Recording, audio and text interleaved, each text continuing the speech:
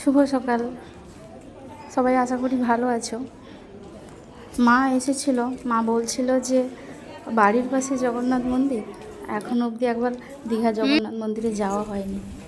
তো তো আমি অফিস ছুটি নিয়ে একদিন মা, জেঠিমা, শাশুড়ি মা তিনজনকে নিয়ে বেরিয়ে পড়লাম জগন্নাথ মন্দিরের উদ্দেশ্যে। আর দীঘা একটু ঘুরবো, এই টাইম কাটিয়ে চলে আসবো। আর বাড়ির পাশে যেহেতু স্টেশন, তো বাসে করে আর যাইনি, ট্রেনে 10 টাকা করে নেয় আমাদের এখান থেকে দীঘা।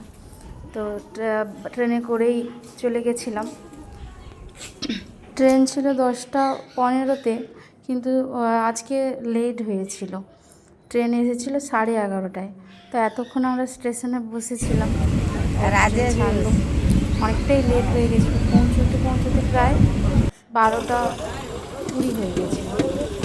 দীঘা এলে গিয়ে কী খায় জানি না, আমি গেলে এই শশা মাখা, পেয়ারা মাখা আর ওই কামরাঙ্গা, আমরা এগুলো মাখা খেতে খুব ভালো লাগে। এই আমাদের দীঘার জগন্নাথ মন্দির, একটু ঘুরে দেখাচ্ছি, দেখে নাও।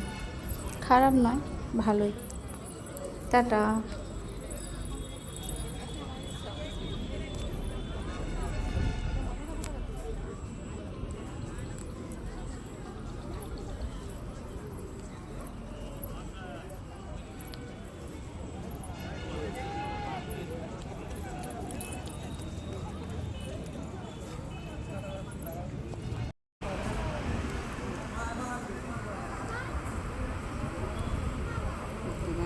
দেখো কত বৃষ্টি, জায়গা পরিষ্কার করে শ্যাওলা পড়ে নেই।